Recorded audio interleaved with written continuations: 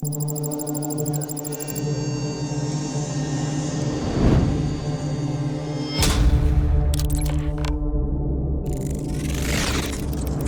was created as the instrument to bring about the Battle of Armageddon and the fulfillment of prophecy, a war that will be so terrible, where nuclear weapons will be used, so that the American citizens and the other people in the world will get down on their knees and beg for no more war. And what is the answer to that?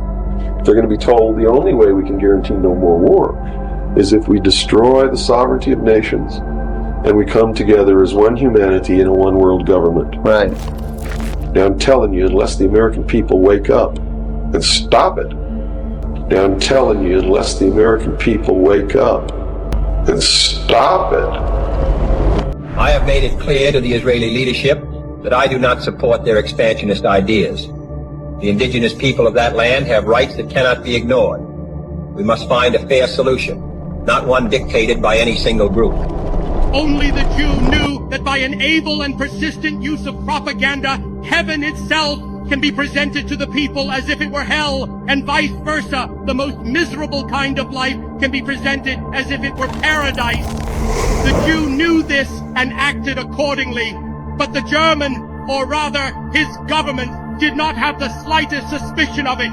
During the war, the heaviest of penalties had to be paid for that ignorance. The Bible says that there is a time for peace and a time for war. לעולם לא נשכח את מעשי הזוועה שעשו לנו אויבינו. אנחנו הולמים באויבינו בעוצמה חסרת תקדים. אני מדגיש, זאת רק ההתחלה.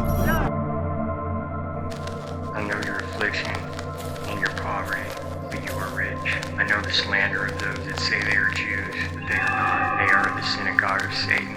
Blessed is he who reads from the book of Revelations. I know it may seem that we are living in the end times, but I don't believe that's the case. I just think there are some very powerful people that want us to believe that. It's a psychological operation. Those who hide behind the false image of the Son of Man shall stand before God.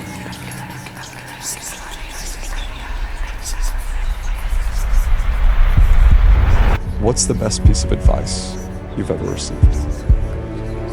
This is going to be corny, but I think it's the most powerful thing in the world. You read every ancient text, whatever religion, the Nag Hammadi, the Torah, the Bhagavad Gita, whatever you read, the most common phrase, including the Bible, the New Testament, the Old Testament, even the forbidden books of the Bible, like the book of Timothy and Thomas and Judas. The most common phrase ever repeated in all of those texts, you know what it is? Do not fear. In every single ancient religious text is fear not or do not fear or some variation of that. Funny enough, the King James Version of the Bible says do not fear 365 times.